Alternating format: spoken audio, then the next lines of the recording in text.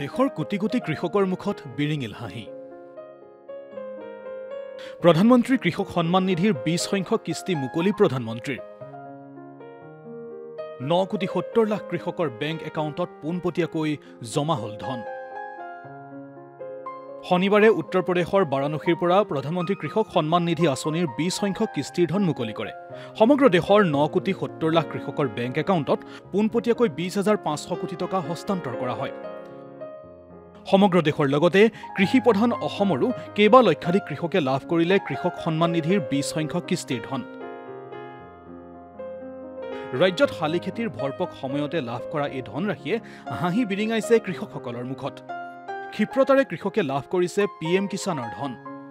নিৰ্দিষ্ট সময়ত আঁচনিৰ ধনৰাশি লাভ কৰি আনন্দিত কৃষকসকল। আজি টকাটো মই পালে মানে মনটা মোৰ অলপ ভালে লাগিল, খুশি হৈছে মোৰ মেছেজ আহিছে। কোনো মধ্যভোগী অবিহনে কৃষক হিতাধিকাৰীৰ বেংক একাউণ্টত পোনপটীয়াকৈ জমা হ'ল আঁচনিৰ ধন। চৰকাৰে প্ৰদান কৰা আঁচনিৰ কিস্তি সম্পূৰ্ণৰূপে লাভ কৰিছে কৃষক হিতাধিকাৰীসকলে।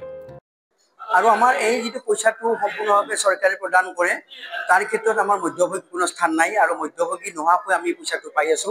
PM কিষাণ আঁচনিৰ জৰিয়তে লাভান্বিত কৃষক ৰাইজ। সহজ হৈ উঠিছে খেতিৰ বাবে লাগতিয়াল খৰচ বহন কৰাটো।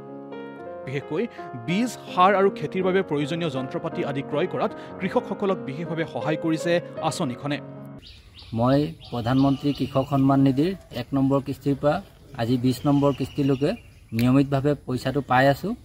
এই টকাৰে মই কৃষি সা সামগ্ৰী বা সাৰ আদি কিনি খেতিত ব্যৱহাৰ কৰি আহিছোঁ। মই ভাৰতীয় প্ৰধানমন্ত্ৰীক ধন্যবাদ এইকাৰণে জনাব বিচাৰিছোঁ, খেতিয়ক কৃষকৰ হৈ পেলাই যে 2000 টকা দি আছে, সেই 2000 টকাটো মই প্ৰতি পাই আছোঁ।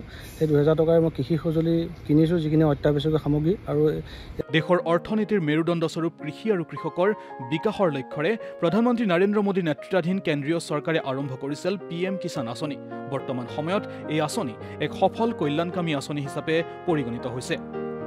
News desk report, DD news Assam.